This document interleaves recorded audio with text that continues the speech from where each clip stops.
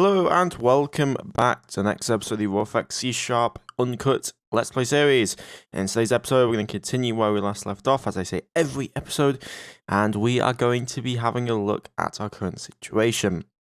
Before we get into today's episode, I have a few things to say.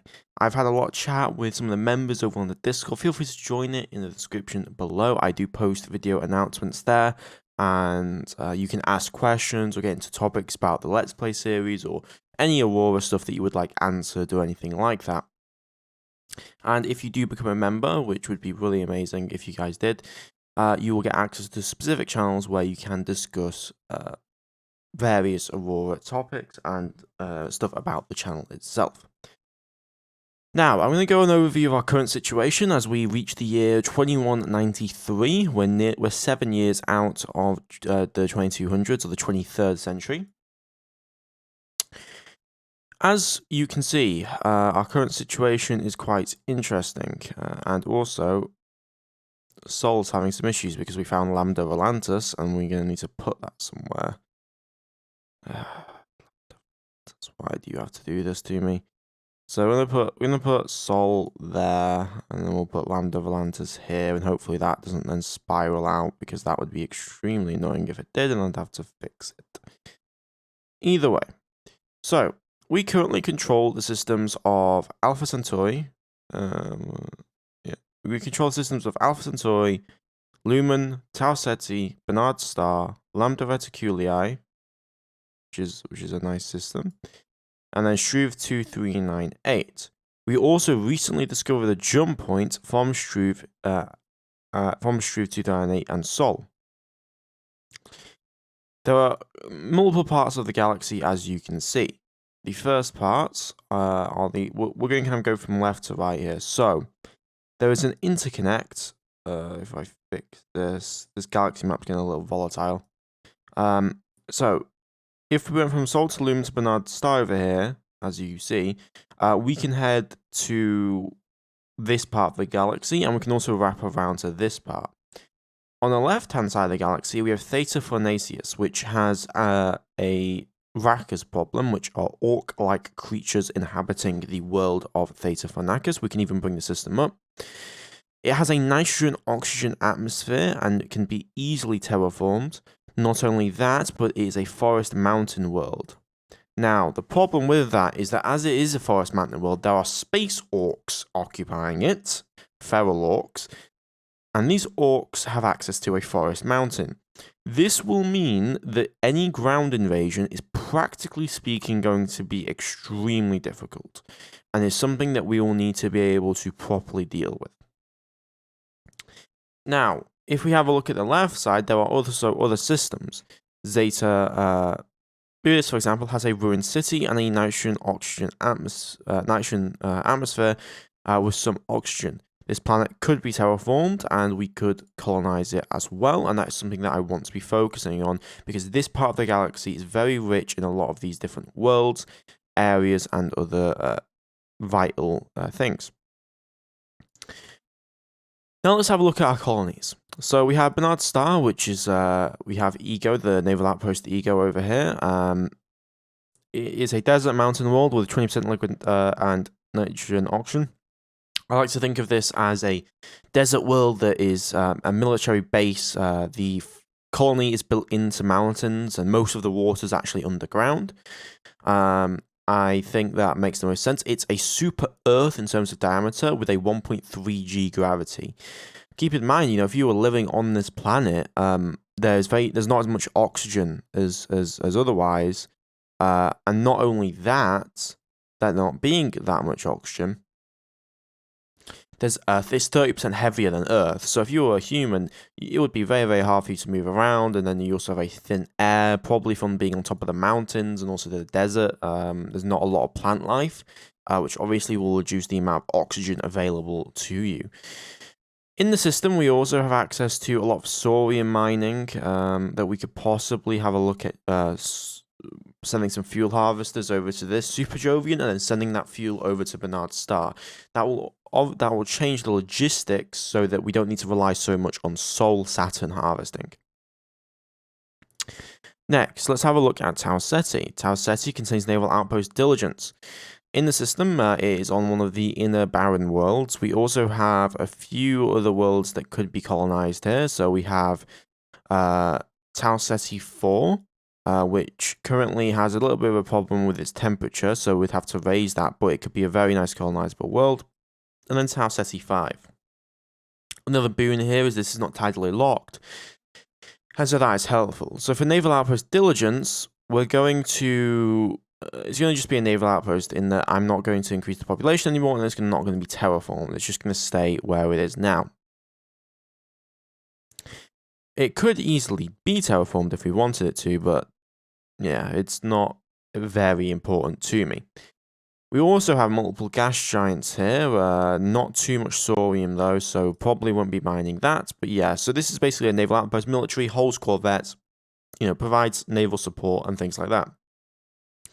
Then we have the prize jewel of the Empire, Alpha Centauri. Alpha Centauri has Rice. Rice is currently at 311.7 million population, is the largest colony in the Empire, or in the Republic. And its max population is 573 because it is essentially archipelago world. It's got the terrain of Chaparral on the land, but it's basically archipelago. So this means underwater bases. I like to think there's research labs underwater, and that you got like rich people living on the land. Because think about it, it's not only about the size of Mars, which is smaller than Earth. It's only got 97.8% of the surface is liquid. It's more than a tenth, or less than a tenth, of the actual land area as Earth has. Earth has about 30%, 29% land mass on the planet, so that is definitely something to consider.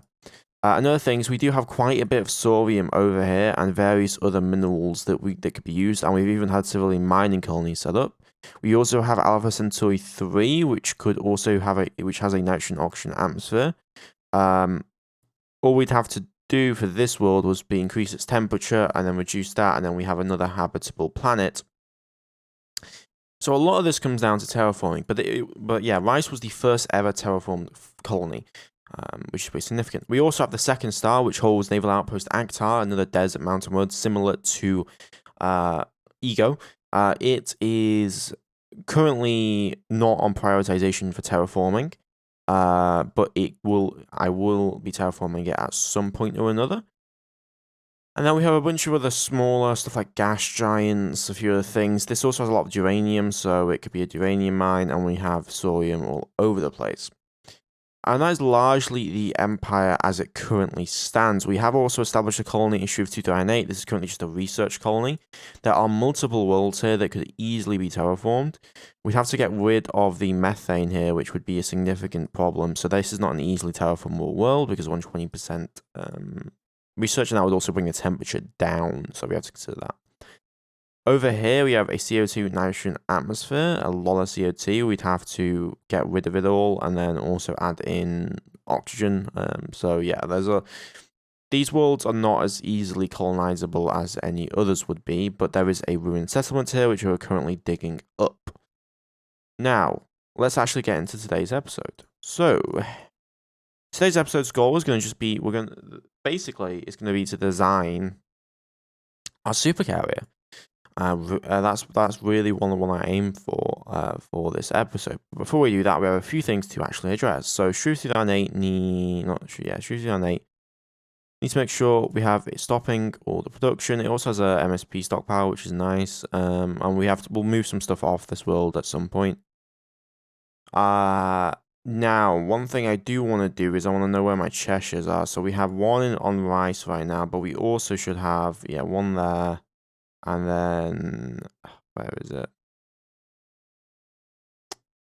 That's new fires there. We finish up the block 2s.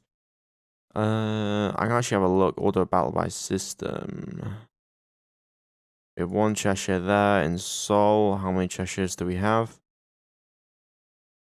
Cheshire. We have one Cheshire. So we have 2 Cheshires currently available from what I can tell anyway.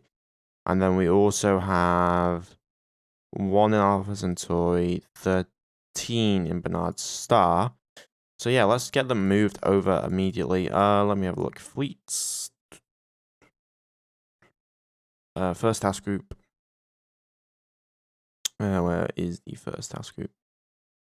Task group, first task force. There we go. Tractor the Cheshire. Send that over to Alpha Centauri. We're going to release that over the naval outpost, and then we're going to refuel, and we're going to go grab the other one, and then we're going to release that over Actar to get that terraforming underway. Another thing we might want to consider at some point is also we can move terraforming installations if we get a lot of population. Right now, population growth has slowly slowed on this world, on Rice, so that is a concern. But we're able to hold pretty well. It's mainly going to be turned to a little bit of a researcher, but its main priorities are mining. It's got over 800 mines on the world, and it produces 54,000 tons worth of resources at any one time. I have been considering how to shore up naval defenses along a lot of these places, because right now, it's not as defended as I would hopefully want. We also eventually want to move some terraformers over here to reduce the hydro extent, because we need to get down to 80% to actually be able to get enough population. Anyway, how's Ego's colonization or terraforming going? Actually pretty good. We should have enough oxygen very, very soon, actually. I did not anticipate how quickly that was actually coming around. So we produce 0.051 a year. So we should, by the end of the year, we should be able to have a much more habitable world there. So let's do some increments. The main things that I'm going to be waiting on right now is going to be, we're going to get new reactors, new engines, and I also want some better ceramic composite. I want electronic warfare, and I want to transport strop bays. But we can begin to preliminary design out our carrier. So let's give it the designation of a supercarrier. Super. Looks like that's not an actual thing, so we're going to make that a thing. Supercarrier. There we go. Okay. Now, deployment time. We're going to give it a 12-month deployment time. Hangar space. It's going to be 70 kilotons. So we're going to give it a total of 20, 25. I'm going to go for 28,000 tons worth of hangar deck capacity, which will give us a total flight wing capability of around 56 500-ton fighters. Okay, next armor value, I'm going to give it 5 armor plating. And then we're going to add in command and control, primary flight control, main engineering, and auxiliary control. I also want to put in a flag bridge at some point. Now we're going to design some colossal engines for this vessel. So let's bring up the Aurora calculator to try and get the most efficient engines possible. Let's go for a speed of 3,000 kilometers per second. And I want a total tonnage or a target of 70,000 tons. That will mean we'll need 4 engines there. But to prop, what if we use 3? If we use 3, that would grant us how much extra tonnage would that grant us? An extra 1,000 tons, and would also reduce fuel by quite a bit in comparison. We also have access to a little bit better engine efficiency technology, which does help us out as well. So that would be 2 size 96 engines with a total fuel of 6,100,002. Wow, the fuel is so much. Why are we carrying so much fuel? Power boost, 50%. How big are these total engine HS be? So 96 HS, so that'll be a significant part of the ship. I'm surprised that it takes up so much fuel. I would ideally like a lot less fuel here, but I guess if we can't do that. Or if I go for 45, or I'll go for 40%. 35? It keeps going for that. Let me go for, let's re-input that in again. What about a 10 billion kilometer range? Yeah, that would be much better. 15 billion kilometers? 90, 80. We need better fuel efficiency in reality, I think. The problem is, I think what it's trying to do is maximize size, which is not something that I would really like. So we're going to go for 20 billion kilometers again. So that gives us 2 engines with a fuel of 122, which gives us quite a bit to play with. Why is the power boost so high, I guess? I mean, what if we did 160s? That would reduce fuel by a lot, wouldn't it? Yeah, it would. It really wants larger engines. That's what it wants. It wants those larger engines so they can actually do what it needs to do. So I think, yeah, we'll have to have 100 HS engines here. I mean, that's just what we're gonna have, and is what we're gonna have to design with. So that's a lot more tonnage into fuel than I would have wanted, but we're gonna have to do it. So we're gonna go for 2 96 HS engines. So engine. I want 96 HS. We're going to show next technology. There we go. 96. Make sure we're all at our current text. Ion. And that will give it a power boost of 1.75. Yeah, 1.75. So where's my design? There we go. So 1.75 boost. I'm going to prototype that. So that means we're going to need, what, 4200 EP to be able to effectively handle that. Looks like it. So 2 of these engines. So that's quite a bit. Let me think about it. The optimizer might be a little bit wrong here. Let's show next tech. Go to ion, go to 0.6. How much power would we need at 100%? 2500. 92. So that's at 4200. So if we did, what would that be? 96? Yeah, 96. So we could have 2 more engines at 4800 tons. Which would mean that we'd have a total engine tonnage of about 20,000 tons. But how would that affect the fuel amount? Let's prototype that engine. I'd like to see the fuel usage on that. Obviously, more engines equals more fuel usage, but yeah. So that would be 2 engines, future prototype. That'll be 4 engines, but they're at 1200, right? So we don't need that much, but still. That'll be quite a bit of hangar deck capacity, and how much fuel do we actually need for that? Let's have a look. We'd only need 1.25 million liters of fuel. We'd have 4 engines. Okay, that is something to consider. That puts us at 57,000 tons. How does these 2 engines put us at? Let's go for fuel.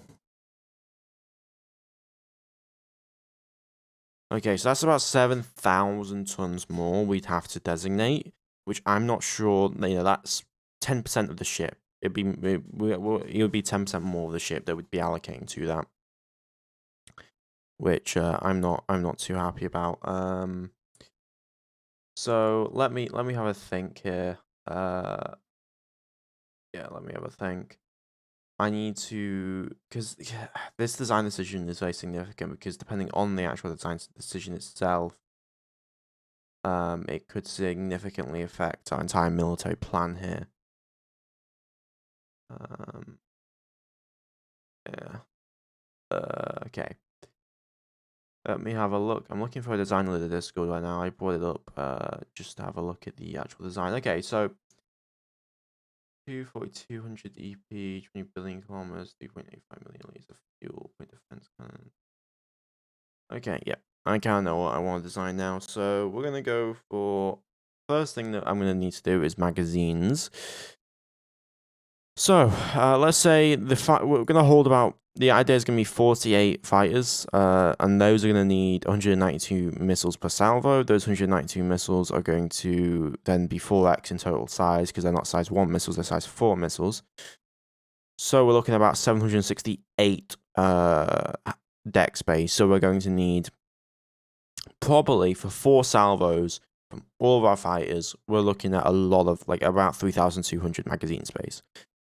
So let us design something that will be able to fit that. Let's separate them into multiple magazines though. 105. Yeah, we're gonna do 1605. So that'll be 3200. We're gonna prototype that. That'll be to about 15% of the ship probably gonna be in magazines. 2 magazines. That gives us a magazine capacity of 3200. Then we need to add in engineering spaces. Let's do those in increments of 5.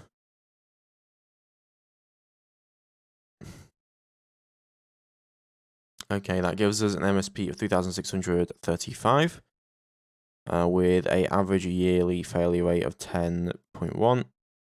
So we're going to fail every 5 days. There's a 10% chance we have an increment fail. And you just kind of have to deal with that. You're going to have to use your magazines, not your magazines, your maintenance storage bays to really handle that. So I'm going to add, yeah, those only 250 tons. So I can add that in and that will add a lot more maintenance life to it. God, the cost of this is going to be astronomical.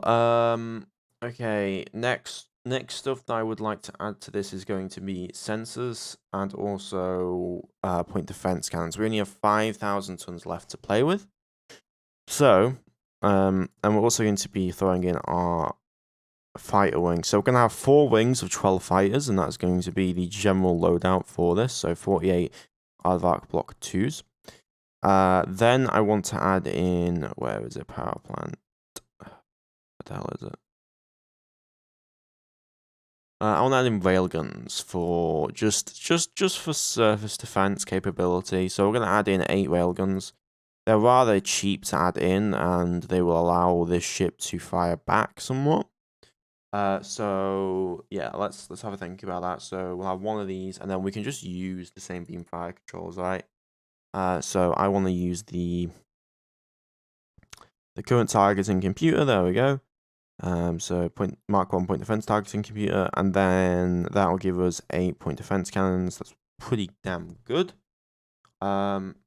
We're also going to set this as senior NCO, so it requires a Commodore, but I'm also going to put a flight bridge on it.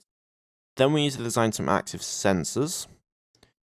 So I'm not really going to put too heavy of active sensors on this, but we're going to go for, I think size 15 actives will work out best for us here. So we're going to go with prototype, and then I also want a resolution 1 sensor. So this will be for 50-ton objects or less. Then I'm going to put on, yeah, that's pretty good. Electromagnetic and EM and thermal sensors will leave 2 other stuff. So that gives us 2 active sensors to now play with. Where are they? There we go. And then 750 tons. Good. We need a new reactor. So we're going to need a... Where is it? We already built a reactor for this. We don't need to actually design it. The frigate reactor, yeah, over here. That provides 25 EP. We'll rename that to a general purpose reactor. So this will work. Gives a speed of 3,000 kilometers per second around there. We have a bit more tonnage to play with. We could add more guns. We could add extra hangar deck capacity. We could even go up to, if we have a look at hangar deck, right, we could go up to 30,000 tons worth of hangar space, which at that point, if we have a look at total tonnage, that's 45% of the ship is hangar deck, which is significant. When we think about what I want the carrier to be able to accomplish, what I want it to be able to accomplish is to be the power projection, holding the fighters. It's going to sit back hundreds of millions of kilometers away from the actual combat, and it's going to launch and provide these fighters accordingly. Fuel does seem to be a bit of an issue, though. So 30,000 tons, that would give us access to a total of 60 fighters that we could put on the ship, which gives us 12 support fighters. Let's say 4 boarding, 4 passive, 4 active. And that is quite impressive. But we need fuel. We need enough fuel to be able to properly hold this on, and our engines are really not that fuel efficient, which is kind of an issue. So we're going to have to throw away the hangar deck there, and then we're going to have to add in the extra fuel. So it looks like we're not going to be able to do that, so to speak. So this gives us a 8,700 BP. We also have our point defense cannons. These will act as I model my design. I'm modeling my design of how do you say? I'm modeling off the design of the USS Nimitz kind of idea. It's a supercarrier, right? So the point is going to be to have these are going to be basically acting as CUIS, so 4 different CUIS is going to be the idea, and they're going to provide just close-in weapon fire support if we really need it. It'll also allow the carrier to it's just a little bit of an extra thing that we can add, and it's a very small tonnage. If you actually look at the amount of tonnage that takes, it's 1.7% of the ship. It's less than 2% of the ship is in railguns, so it's not that big of a deal for me.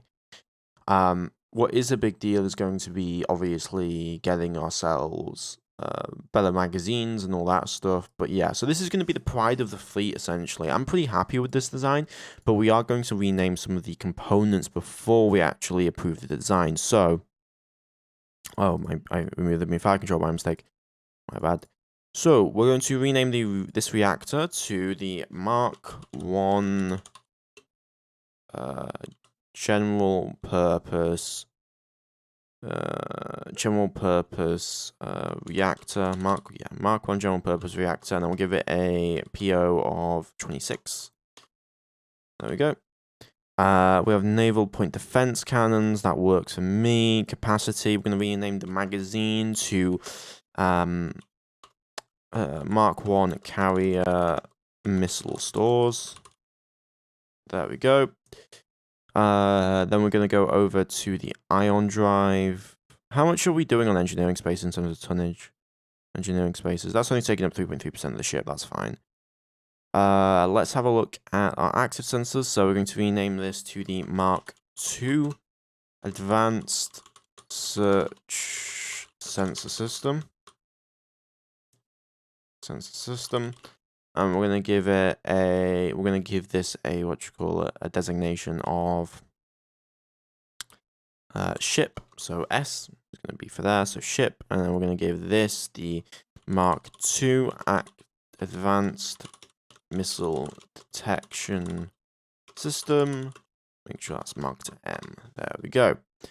Then we're going to have the engines. So we're going to go class MS for super. Heavy EPT 4800, EP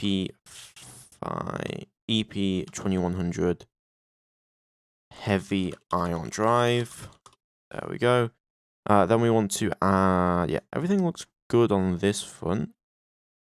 So this is these components. The only thing that I'm lacking right now is I want to get the magazine sorted. Also, I want to wait on one more piece of armor, and then we can go for that. But I think that's basically what we're going to do for this design here. Now let's have a look at some of our other vessels that will be supporting it. So in the carrier group, my idea is going to be we're going to have one of these carriers, 3 destroyers, 2 cruisers, and then obviously the flight wing and any support craft that are going to be coming with them. So let's have a look at our destroyer. Where did I set the destroyer?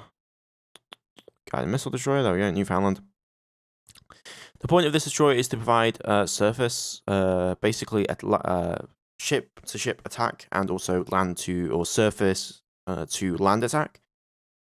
So, in terms of missiles and what we're going to fit on for the ordnance, we have 396 capacity here. So what I'm going to do is we can load a total of how many of these missiles can we load onto? We can hold 66 missiles, right? So that means that we can fire a total of 32.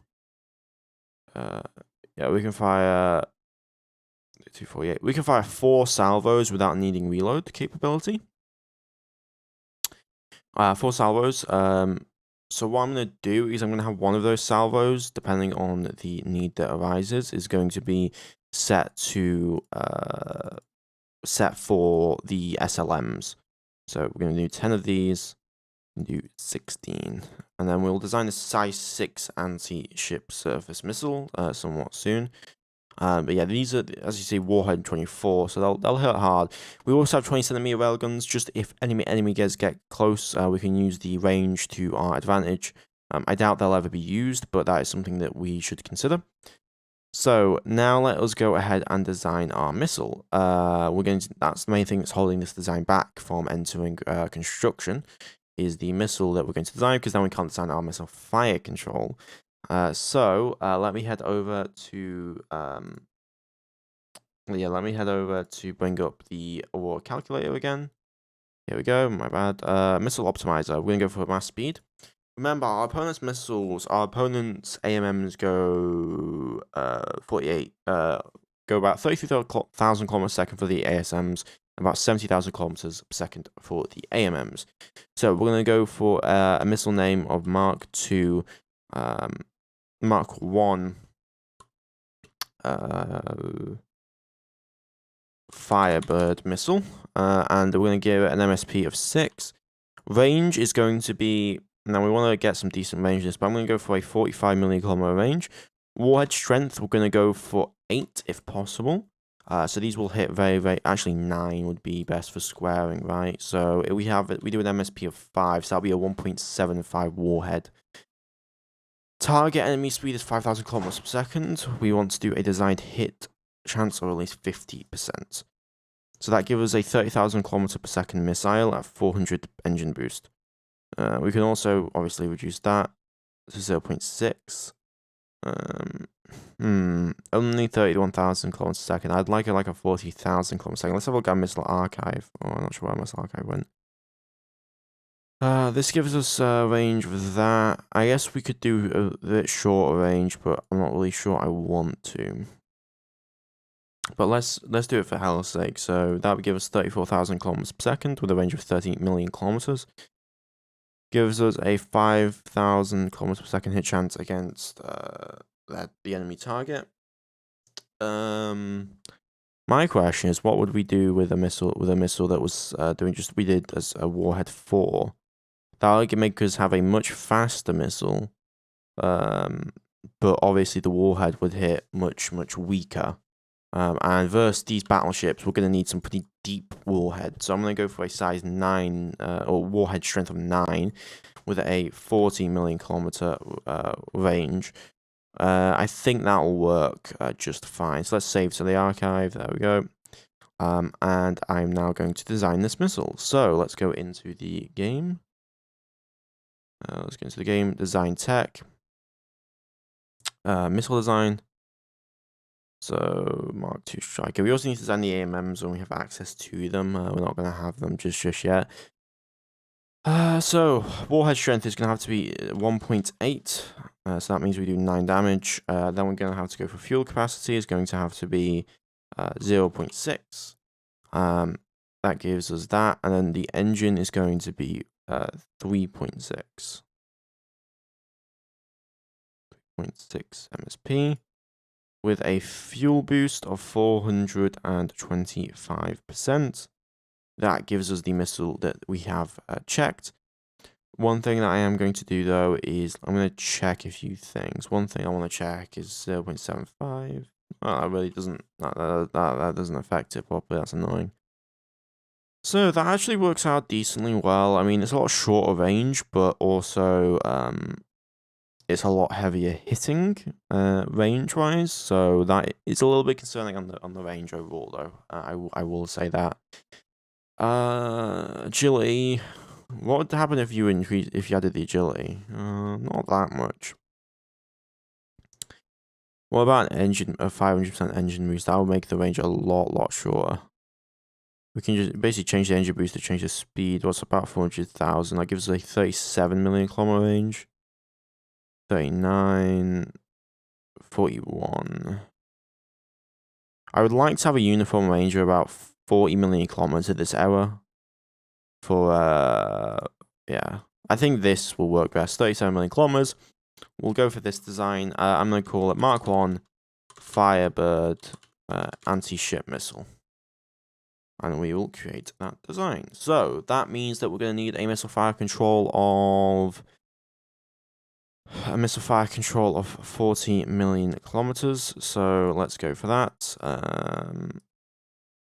Missile fire control size 1 will work. Yep. Let's go for that. Let's add that to the design. Missile fire control 41. No. Missile fire control. We're gonna go for a little bit longer just because I don't want to get outranged again. Because the fire control will get affected by ECM and they have access to ECM. Okay, that works. What else are we waiting on here? We have everything that we generally need. We don't have any active sensors, though, so that is a bit concerning, but I don't really see the most needs for them. We'll have a small active sensor of 40 million kilometers in total range. We don't need an AMM, really, sensor, because, yeah, we don't need an AMM sensor at all, really. So we're going to go for a size 2 sensor. So let's design that. And then I'm going to go for a, well, we could go for a resolution 1 sensor, just a very small one, just a token sensor that if it does come in, just so that we can fire back. If required, it's going to be a 5-ton sensor, so nothing too important. Okay, so let's go for sensors. So we're going to go for our size over here, and then we're also going to go for the very small one. There we go. We need to get rid of some fuel. Actually, we could get rid of some engineering space. No, we can't, can we? Let's go for fuel. Let's re-add some of the fuel, though. Fuel. 50-50 smalls, and then we added that, and then that should be the design complete. So this is 10,000 tons here. Pretty happy with the overall design. I'm going to make sure we go to wide view, guys, so you guys can see all the components and stuff that's in it. Then I'm also going to go to our Supercarrier over here, so you guys can have a look at what's in that as well. Yeah, let's head back to the destroyer though. So if we have a look at the component breakdown, we have 26% of the ship is in ion drive, 13% is in composite armor, 20% of the ship is in weapons over there, and magazine capacity. So that means that we can fire 16 missiles in a salvo for 32 missiles total, of size 6 missiles as well.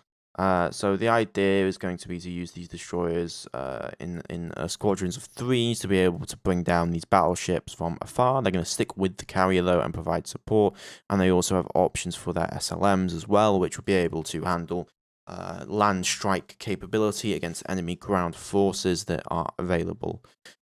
All right. Next, yeah, we've mainly been just designing a lot of stuff in this episode. So it's going to be a little bit of a long extra episode here, and I've only just been designing, unfortunately, but we are going to actually try and get this into production somewhat soon. I'll rename it after the episode, all the components and stuff to make it look a little bit nicer. But yeah, we're going to research a prototype on all of that stuff, and then I'm going to go over here. We're going to make sure that we have all the power and propulsion. The problem is we can't ever actually advance our engine type because we're too busy doing all this stuff. I need a 1200 EP engine. I need a gas-cooled reactor. There we go. Sensors and fire controls. We're going to need all of you guys for active search sensors. And also beam fire controls. There we go. And also we're going to need magazines and railguns to get sorted out. So I'm going to actually grab construction and production guy, and we're going to go for matching scientist. I'm going to assign 25 labs to this. I want the 20cm railgun, and then I also want the size 6 missile launcher. Size 6 missile launcher, then the capacity magazine. Yeah, the capacity 300. No, I don't want the capacity 300. Yes, I do. Yes, I do. Then also the Firebird anti-ship missile. Okay, there we go. So those all get researched. Next up is going to be the cruiser. The question is, do we have the power boost jet or 3.x power boost? No, we don't. We're going to have to start on that. But, so, the point of the cruiser is I want a cruiser for AMMs. So, and also for scouting. It's going to be the thing that's going to protect the carrier largely, in combination with, obviously, point defense systems. So, Warhead 1. Desired range is going to be 2 million kilometers, and then a warhead strength of 1. Target speed is going to be 30,000 kilometers per second, and we're going to go for a 25% desired hit chance. Apparently we can't do that. What about a 15% chance hit chance? So that gives us a 15% side hit chance. So that means that we're going to need what, like 6 missiles to bring down a single one of theirs? Well, that's pretty significant. So that gives us a 56,000 kilometers per second AMM, doing 1 damage, and yeah, that looks pretty damn good. With a 600% engine boost though. So what if we did a 2.5x engine boost? Yeah, that the problem is it's much more efficient to have a lower engine boost need. So that's kind of an issue, I'll be real with you. We can add extra range. We got 47,000. That's 10,000 kilometers per second extra. So we're gonna have to wait for the 3x there. But since we already know what the missile's going to be, we can just design the missile in here. So we'll go for now we'll just call it Mark 1 AMM. So this will be the missile that we're going to be designing. I'm going to save that to the archive. There we go. And yeah, it's pretty impressive, honestly. 56,000 kilometers per second. I believe the precursors have a technological advantage over us. So do keep that in mind. Now, I've already outfitted the armor and all of that stuff. We also have the missiles that are available to us there. Let's design our missile fire control. So I want a resolution 1 missile fire control because it's going to be focusing on AMMs, of course. So we're going to go for 3 max first. So yeah, we're going to go for a size 5 missile fire control. Very good, and then we're going to go for some very powerful active sensors that will go that are from the carrier. Beam fire control, active sensors, advanced missile search. So this has 114, and then this has what's this MCR?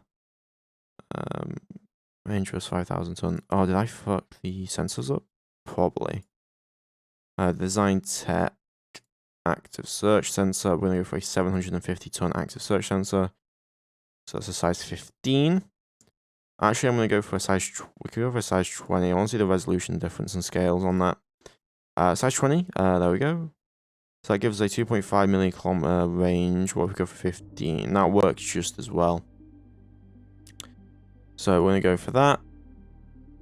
And I'm going to go back to Supercarrier, make sure that we actually have that. So the active missile detection system doesn't seem to be working out as well as it really should be. Let's go for prototypes, and I put in research for 750 ton. There we go. Active search sensor. Yeah, that works just fine and dandy. The problem with that, of course, is advanced mission detection system. I'll have to fix that in a little bit. Where's the fuel? I need to fill this up again. I forgot about it. Oh yeah, we're waiting on that, aren't we? Go back to the cruiser. So let's add in the 750 ton one. So that gives us that. Then we also have the active sensor, so that will give us plenty of range. Then we'll add in the missile fire control, which is currently being prototyped. That gives a...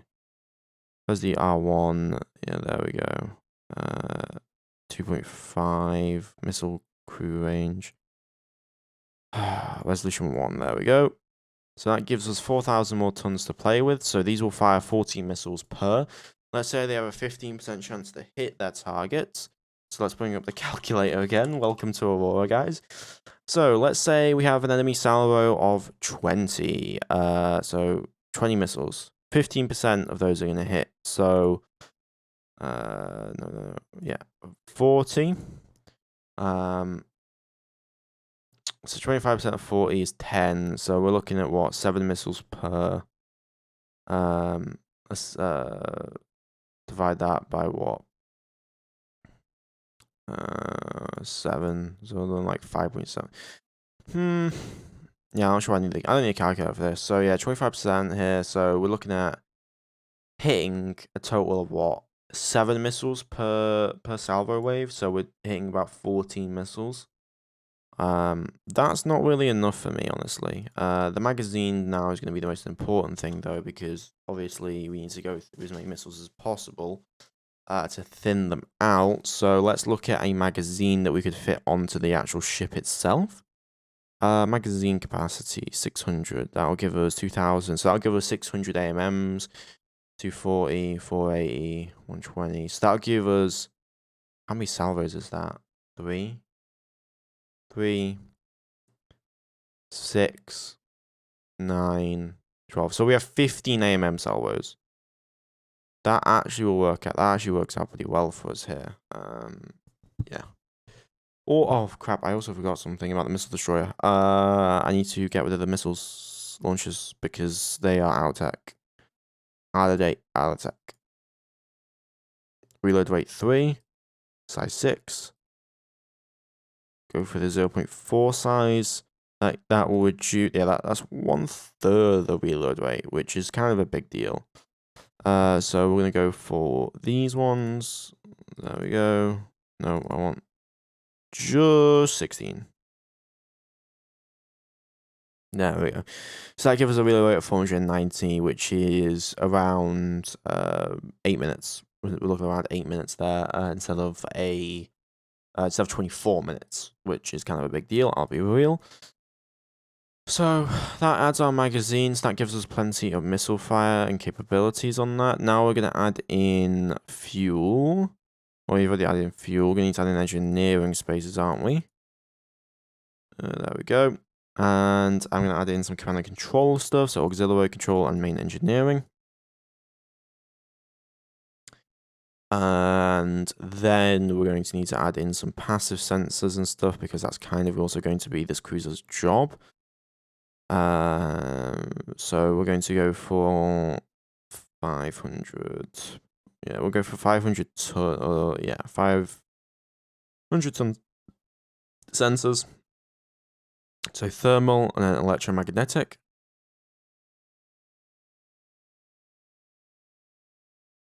There we go.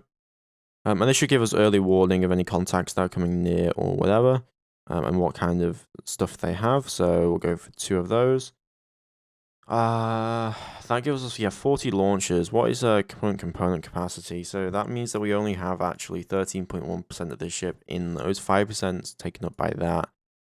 Ion drive, 13% for the AMM. Yeah, so we're doing about 26% for that. Crew quarters is quite significant considering. So they'll be able to fire 40 missiles, or 80 missiles total, towards enemy AMMs, or enemy ASMs. My bad. But they're not as effective as I would otherwise want them to be, considering the fact that 15% hit chance. If it was a 25% hit chance, then that means that we'd be able to destroy 20 missiles at once in a single salvo, which then that would work out pretty well for us before they even got close. But this is generally going to be a test to see if these will be viable. If not, we're gonna refit these into point defense boats instead. What size are you? 2,750 tons? Yeah, it looks like you are.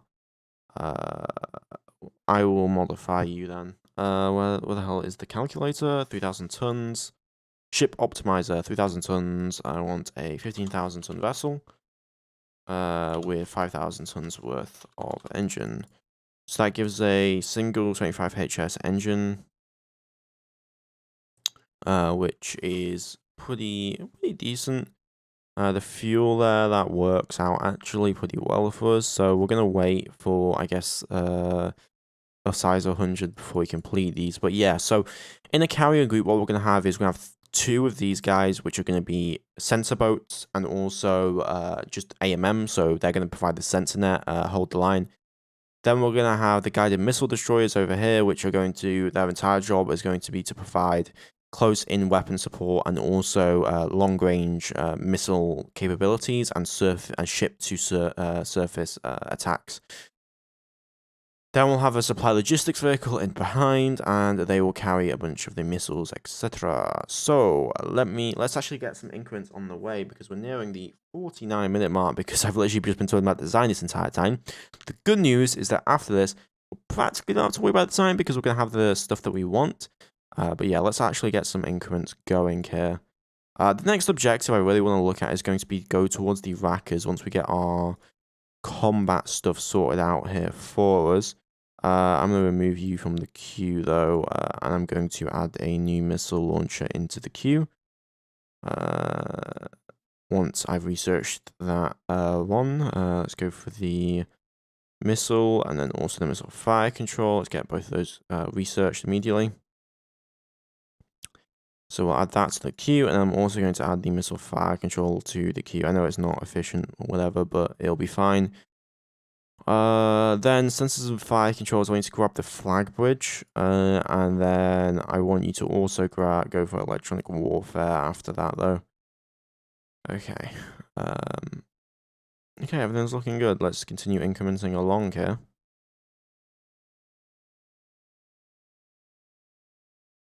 And I think we should be good. Hopefully we'll be able to get Ego terraformed today, which would be very, very nice. We'll see if we can get it done. We may not be able to. We recovered more fuel on Shoot 2000B2.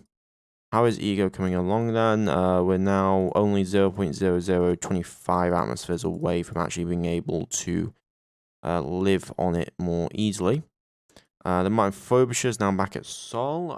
Let's send you over to Lambda Volantis. I think that is going to be a more interesting target. No, not right now though, actually, when I think about it. Let's have a look. What is near Sol? We can go to 111 Virginia's, Altair. Yeah, there isn't too many places. We can go to HQ Libre. That could always be a place we could go. The Martin Frobisher. Let's go to HQ Libre.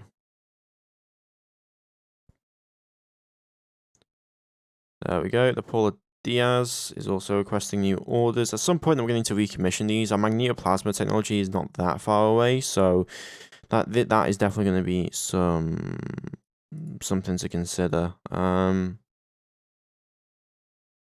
Okay. Togu Beta. Just complete orders. I believe that was for the terraformers on Actar. We completely switch into an active search sensor. If we go over to Actar real quick, we can actually begin to do that. It has a little bit of an extra terraforming rate, which is really nice. So the one thing that we need to do for this planet that's causing the problems is the temperature cost and the water available to it. So water is going to be the more important thing for now. So we're going to go for... it's going to take a long time to get the water on the actual planet itself, but we're going to go for a maximum atmospheres of 0.5, add that gas, and we'll hopefully try and get some water, some lakes on the world. The Diego Silves now requires new orders. We'll send you over to HQ Libre as well.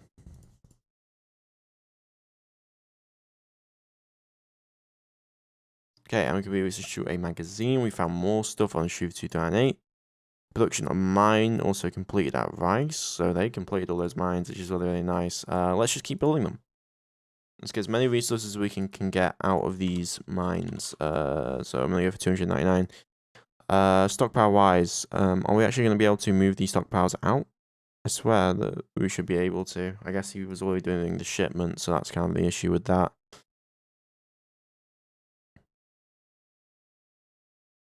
I found abandoned geological survey sensors. That's very interesting. I wonder if that might give us extra research bonuses to getting better survey sensors, which could be very cool. Let's have a look at stockpiles. Yeah, we have some geological survey sensors. Let's disassemble them all.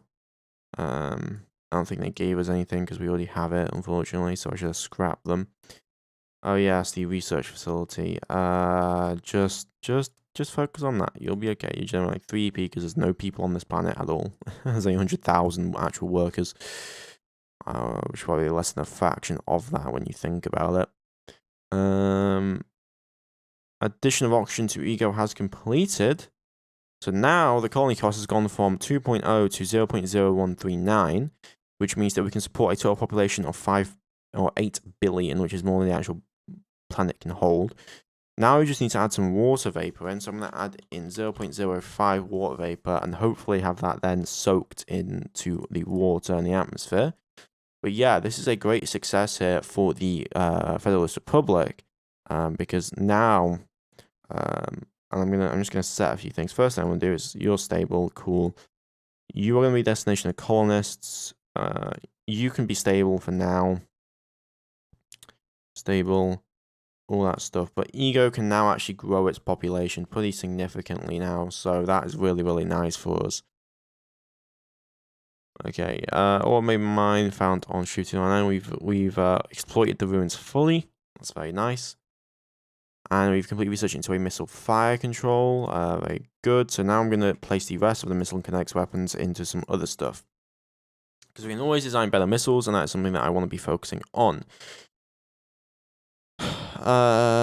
Radiation, warhead, railgun, missile reloading rates. What would be good for the missile? Well, obviously the strength MSP is going to be the main thing. So let's go for that. That'll take quite a few years though. Let's go for the new jump point, and yeah, everything's looking good. Castle reactor just finished up, which is really, really nice. I'm going to focus now on getting ourselves the 100 HS engine size. So that'll take us 4 years before we can do that, which will then slow down all the other stuff that we're going to be needing.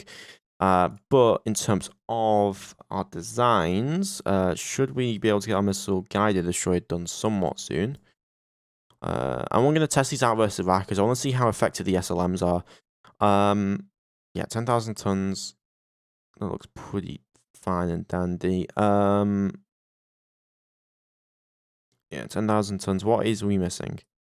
The ion drive. My bad. I didn't even research the ion drive. Let me go over then to here.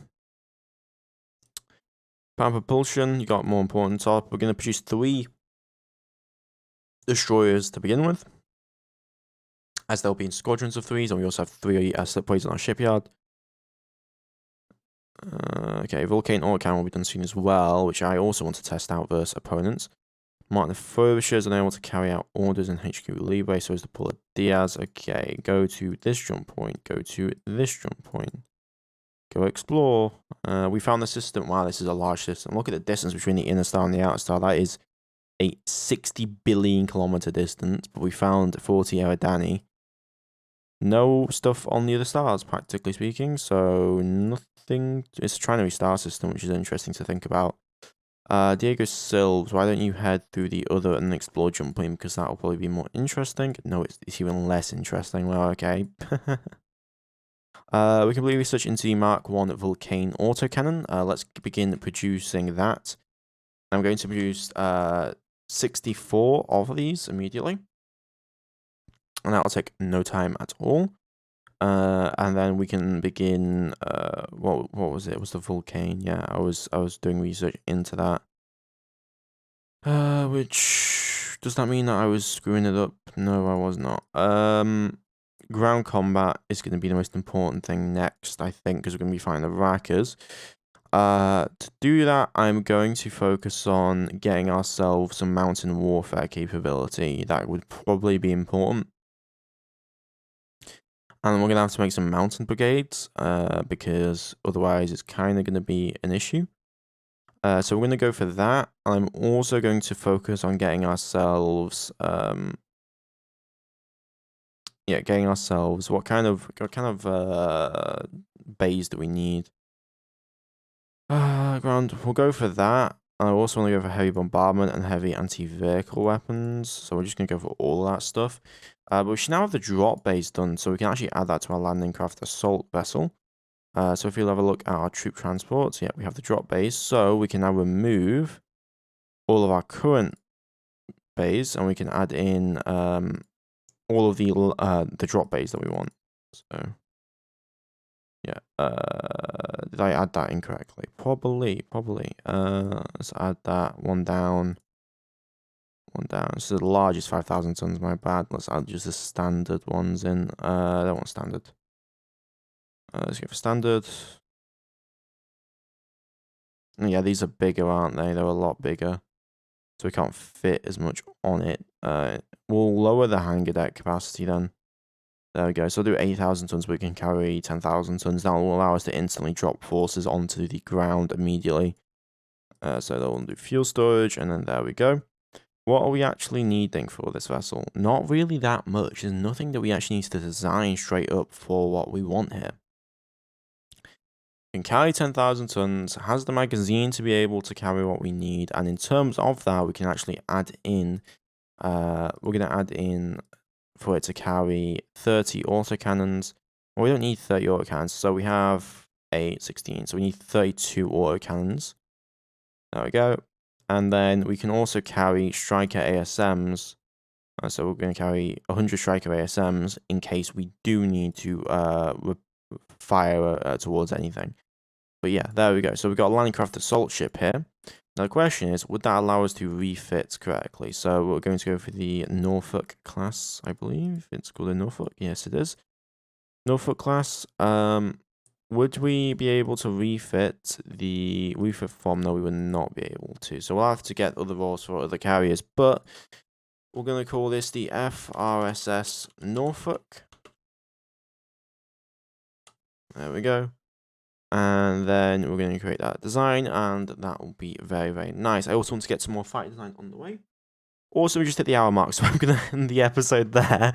I hope you guys have enjoyed. I'll see you guys next time. Please don't like, comment, subscribe. The episode might be out a little late today. I do apologize. Also, feel free to join as a channel member. It really, really, really does help out. Because you guys were able to do a lot more stuff on the channel. A lot more stuff is going to be coming on the way. And so, let's get right into the outro. So, special thanks to members Altego1101, King Strozer, Lewis Netto, and our new member Impassive9001. Thanks to your support, we're able to keep the channel free and consistent. I hope you guys have enjoyed the episode. We'll see you guys next time.